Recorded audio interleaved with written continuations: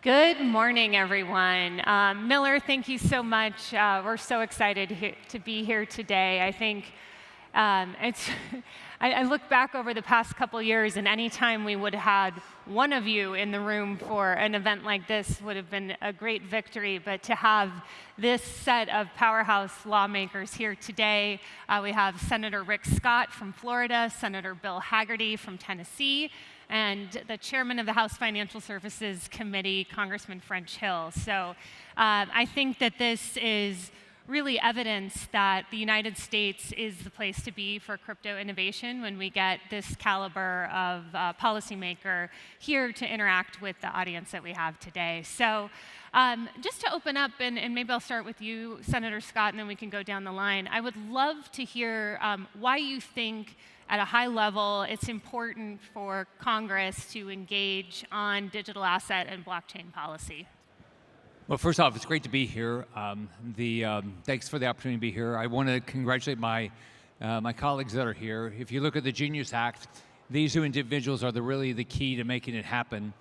They've busted their butt to make sure that we got bipartisan support. In Senator Hagerty's case, I can tell you in the Senate, which takes 60 votes, if it hadn't been for his hard work, it wouldn't have happened. And probably will be the only bipartisan bill that will pass this year and next year. So he's done a great job. And then Congressman Hill, I used to live in Tennessee. It's a great state. But his hard work over there is doing the exact same thing to get these things done. It's not easy to get legislation passed. So I'm not a big government person. I'm a business guy. I get fed up with government. And one thing we've got to do is we always have to take the opportunity to make sure that the executive branch doesn't have the chance to go, oh, it goes this way when somebody gets elected, and it goes this way when the next person gets elected. The only way that's going to happen is if we pass logical legislation that makes sure we know something is legal and we know how to do it. We have all the safeguards in there to protect consumers, but we got to make sure what we're doing, what you are doing, is legal, and you can innovate, and you don't have the risk that somebody's going to come in and say, oh, you can't keep doing that. So it's a really exciting time. Senator Hagerty? And for me, it's about the freedom and liberty that are at the very core of American society. This is a way to perpetuate this. And what we saw happen over the past 4 years was exactly the opposite. Major constraints on any effort to move in a direction that would have helped liberate the creative and innovative aspects of our economy. And with respect to stablecoins in particular, you think about this. Today, we have a payment system that was designed in the 1970s and 80s. It's archaic. It takes days to clear. What we're talking about with the stablecoin legislation, with the Genius Act, is to put us into the 24th century with a new payment system that takes advantage of the blockchain technology. We should be seeing an ecosystem built here that actually creates an opportunity for innovation to occur right here in America. And this specific bill actually not only puts us onto a modern day payment system, but it also extends the dollar's dominance as the vehicle of choice to do transactions around the world. And frankly, it stimulates demand for U.S. Treasuries at a time where I think that's going to be beneficial. This is also a first major step as we move into much broader market structure, and I'd like to turn to Chairman Hill because he certainly has the greatest perspective on that. He's been putting a lot of time and effort for years into this effort. Well, Kristin, it's great to be with you and Rick Scott and Bill Hagerty, and with the Solana Foundation family today at Accelerate. Delighted to be here. It's such an important to have your views and your help to us in achieving the public policy goals that we have. I'm interested in this space because I've always been interested in technological advance that disrupts in finance and beyond finance. And we're at that transformational point, and we have been for the past few years, and the three of us are trying to bring it to fruition. Back in 1996, there was a moment just like this, and the Congress didn't mess it up. I know you're shocked, but we passed the Telecommunication Act of 1996. Chris Cox, our former member from California, also a former SEC chairman, Chris led that, and he said, you know, we shouldn't mess up Web 1. We shouldn't do anything to destroy the innovation that will happen on the internet. And because of that work, we got the cell phone that's in your pocket, we got data that's roaming across that cell phone, and we got an open internet for innovation. Now, flash forward to our work, we're at that same transformational moment for an operating system that's based on a blockchain that's decentralized, that has all those benefits in what we call Web3. So we're fired up to be here. All three of us were successful innovators, entrepreneurs, business people before we were in Congress. We know that disruption is good, and so we're glad to be here.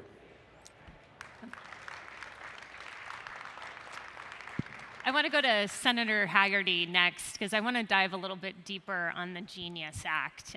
Over the past, I guess, week and a half, the Senate has been looking and doing procedural votes to lead up to the consideration of this bill, and we'll see some more amendments after the recess. But can you talk a little bit about, A, what the Genius Act does, but also why it's so unique and rare to have this on the floor of the Senate, and what the outlook is for passage of this legislation? Certainly.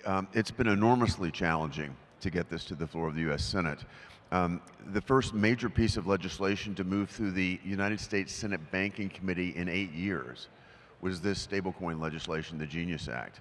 And it took almost four hours worth of battling back and forth, myself largely versus Elizabeth Warren, the ranking member of that committee. She seems to completely dislike anything that's decentralized. I think in her view, only a centralized answer that's frankly susceptible to choke point 3.0 seems to be acceptable in her mind. But after close to 4 hours of debate in committee, respectful debate, and I was ably assisted by Chairman Tim Scott and Cynthia Lummis, back and forth over the net, it came to a vote. And at that point, Senator Warren was able to hold 5 of her Democrat colleagues with her and oppose us. But 5 other Democrats came with us and made this the most bipartisan product to come out of the Senate Banking Committee in a decade. As it came to the floor, there was a major battle again put in place, and I don't know what was said, but Senator Warren again was able to impress upon her Democrat conference that they should tank the bill. They did it. And thanks to Leader Thune, who had enough belief in me and in our capacity to come back and get this back on board, it took us about 10 days to really mount the support of the industry and really reflect to the Democrat members of the Senate that this is an important bill. It's a bipartisan bill, and frankly, we have bipartisan agreement on the policy. The question is, are we going to allow politics to permeate? And that's what happened on the first vote, but we brought it back. This time, we have strong, solid bipartisan support. 66 votes. We needed 60 to get it across the finish line. 66 votes have put us into the position right now where we're considering a large number of amendments to the bill. We all want to see this bill as strong as we possibly can, but we also want to see it passed. And that's going to happen as soon as we get back in Senate. We're going to be off in state work period this coming week, but as soon as we get back, that's going to be the primary focus of our attention, is to bring the amendment process together and to get this across the finish line. So I'm looking forward to that, and again, it will create the first regulatory framework for this modern technology that we've ever had in America. If we don't do it, we're going to continue to see the seepage of innovation from America overseas.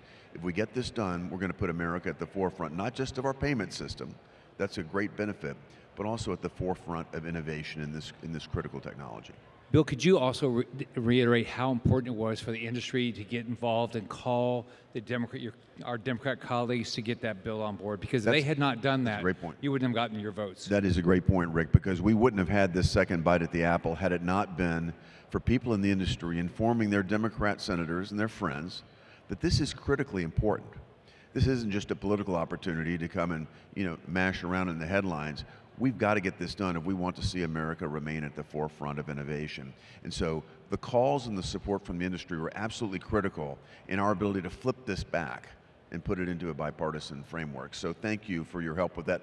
Please continue to do it, because it's going to take us another 10 days to get to a point that we can then send it to the House of Representatives.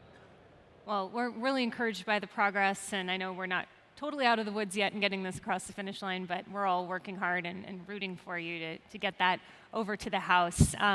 Maybe we'll head over to Chairman Hill next, because your committee has considered stablecoin legislation as well, and also have circulated a draft around market structure. And I know you have a hearing coming up after the recess on, I think, June 4th. But please tell us about where that stands and sort of what the outlook is for both the stablecoin and the market structure legislation.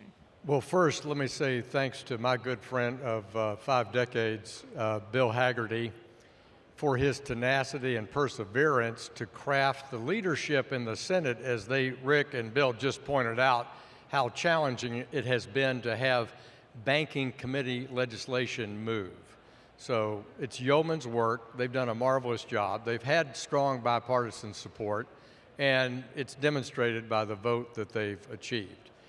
We too have had bipartisan support for about 4 years now in the House on crafting a path forward for digital assets, but we had no help from Joe Biden or Gary Gensler, I know everybody's personal favorite, that stalled out the momentum we had, I'd say, between 2018 and 2020 and the pandemic. So we've worked cooperatively with Senate banking on the stablecoin idea, but there's another companion piece we think is important to the ecosystem, and that's called market structure. We've worked on that with the House Ag Committee on a bipartisan basis, and in 2023, so 2 years ago, we passed that across the House floor with 71 Democratic votes.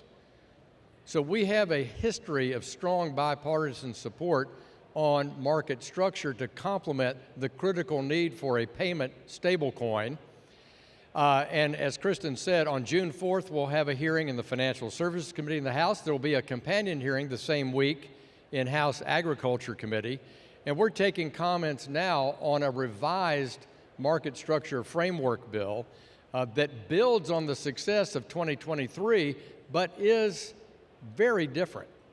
I would say less clunky, more streamlined, and Cynthia Lummis, John Bozeman, both in the Senate have been so helpful to the work we've done on this. Senator Gillibrand from here in New York. But that work the same week that my friends in the Senate will be hopefully very successful in the stablecoin work, we will be advancing market structure through those hearings, and I hope that we can have that progress through the committee soon. Both of those, I think, would be absolutely major unlocks for the industry going forward, so thank you. I next want to turn to Senator Scott. I think we've talked a lot about the importance of U.S. competitiveness and having innovation here, but there are also national security issues, there are privacy issues, there are a lot of other topics that get brought in when we talk about crypto policy, and I know you've been very supportive of legislation that would prevent the U.S. from having a central bank digital currency. But can you talk a little bit about some of the, these other issues that are related to crypto policy? So whether we like it or not, there's countries that don't like our way of life. They don't like our freedom. They don't want us to have success. And I think if you look at what's happening in the world, you've got communist China over here, Russia, Iran, North Korea, and they're going to do whatever they can to impact adversely your way of life. So what we've got to do is, on our side, we need to do everything we can to team up with the democracies around the world, and we've got to work to make sure that the bad actors can't have an adverse impact on us. China clearly wants to have a digital currency and control and set up the regulatory environment and control things. So we've got legislation that will prevent that. So the way I think about it is we're going to end up, I think, going into two sort of trading teams, the American team on one side and the Chinese team and the bad guys on the other. But all of the international regulatory agencies, China's going to try to destroy our opportunity to have success, and we're going to have to fight that every day. I actually have another question for Representative Hill. You mentioned earlier it was difficult in prior Congresses to work with the White House. Things have obviously changed, and I know earlier this year you got on stage and did a press conference with your colleagues in the Senate and your counterparts on the House Agriculture Committee, and we had David Sachs from the White House come, and I've never seen anything like that where you see the White House, the House, and the Senate come together and commit to getting this done. We're also very excited. We have Bo Hines from the White House who's going to be on stage later this afternoon. Can you talk a little bit about the engagement that the White House has had and sort of how you're working with them to get these issues across the finish line? You bet. It's night and day, and I know Senator Scott and Hagerty will agree completely. So a switch has been turned on, which is we have a President of the United States and Donald Trump that is pro-innovation, pro-American leadership. He knows we're the largest, most liquid, successful capital market in the world and in world history, and it's perfectly logical that we should also lead that in financial technology, as we have in many other areas of technology, in healthcare, in financial services, in chip design and development. So, with that effort, he's mustering the resources of the executive branch at the SEC, the CFTC, the White House staff, under the leadership of a superb advisory team. Not only do we have a good Treasury Secretary, Scott Bessent, who understands this, but David Sachs, the President's advisor on artificial intelligence and digital assets, is working with both the House and Senate in a hand-in-glove fashion. How can we support the legislative effort, and how can we drive regulatory reform? And both are working well. Let me add one other point on Rick's comment about a central bank digital currency. Under the leadership in the House from Tom Emmer, our majority whip, Warren Davidson from Ohio, we have consistently said we don't believe that we should have a government-owned, government-directed, surveilled consumer central bank digital currency. We shouldn't do it. We want the private sector to innovate on the blockchain, bring payment solutions, manifest that, and lead with an American first point of view about technology development. We don't want the government to do that. So we have marked up Tom Emmer's bill banning the implementation of a central bank digital currency through our committee, and that too will come to the House floor. I want to echo and thank Senator Scott for his focus on this in the Senate. I might just add one point to this in terms of the involvement of the current administration, because it started well before this administration took office. I met in Mar-a-Lago with President Trump and Bitcoin miners to talk about all aspects of the ecosystem, and I tell you, it was demonized so much in the prior 4 years, the previous administration. Bitcoin Nashville. President Trump had a response. You were there. It was just, it was absolutely amazing. And we conducted a roundtable. I helped put together a group of CEOs from this industry with President Trump. And the insightful nature of his questions, you know, you could just see the machinations going on. He gets this. He gets the fact that this is massively innovative. It needs to happen here in America. And he's put the full weight and force of the White House behind it with a great team. David Sachs, Bo Hines, they've done a great job from the White House. And as Chairman Hill said, Scott Bessent has certainly a great grasp of this. And with Paul Atkins coming into the SEC, and you know, by way of disclosure, Paul was at Vanderbilt with Chairman Hill and myself, so we've all been friends for many, many years.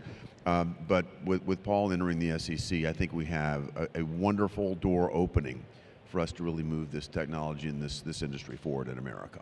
Well, and I wanted to actually ask about the SEC, because I know from my perspective at the start of this year, I saw we sort of had two tasks ahead of us as an industry. One was to undo the damage of the past, and then the next was to put in the framework that allows us to be competitive for decades to come. And I think the SEC has a unique role to play in both of these. I mean, they were very quick to roll back the SAB 121 accounting guidance. They stopped all of the litigation that was happening against the industry that didn't make any sense and dismissed that with prejudice, so they can't come back, which is fantastic. And the crypto task force is now putting out guidance. They're thinking through potentially doing a rulemaking. Do you have any thoughts on what the SEC can do that can be helpful, that might make your jobs in Congress a little bit easier, or maybe a little bit more narrow, and not have to do it all in one big giant piece?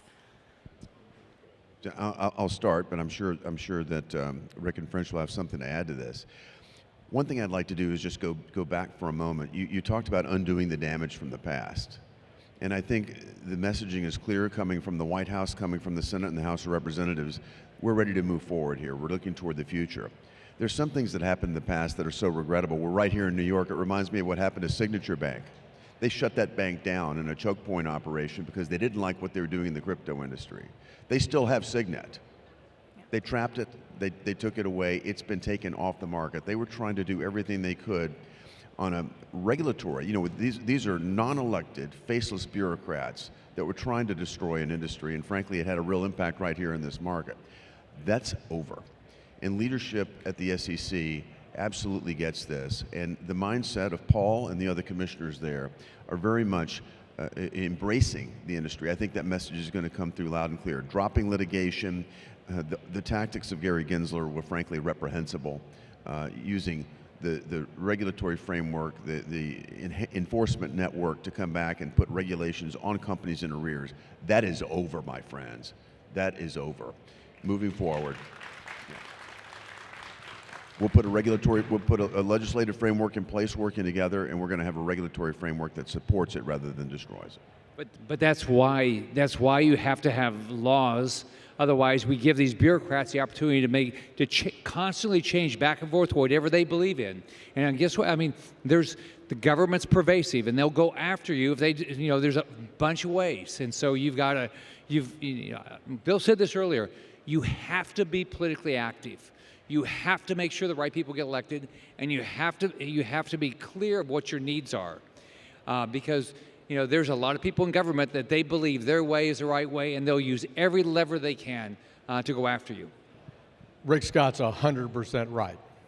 And this is why we did the press conference with David Sachs to show the integrated approach under Tim Scott's leadership, John Bozeman's leadership, our leadership in the House, including G.T. Thompson, who's the chair of the Ag Committee. And we wanted David Sachs there because, yes, they can use exemptive relief. They can make things better. They can pull back dumb, ignorant ideas like staff accounting, Bulletin 121, correct the mistakes of the past, but it's not permanent. If we want to, and the three of us do not support pendulum swinging executive orders. And it's not just an Article 1 power thing. It's an uncertainty creator. And Rick said it best. If we pass laws, we get permanent change, and that's what protects innovation. That's why we want permanent tax laws. We want permanent laws that direct agencies to minimally impact the private sector, maximize. You don't invest if you don't know what the rules are. And this is how we create a more stable, long-term, more certain future. So, a payment stablecoin with the force of law, a market framework that directs the SEC or the CFTC or the bank supervisors. Here are the rules. Let people innovate.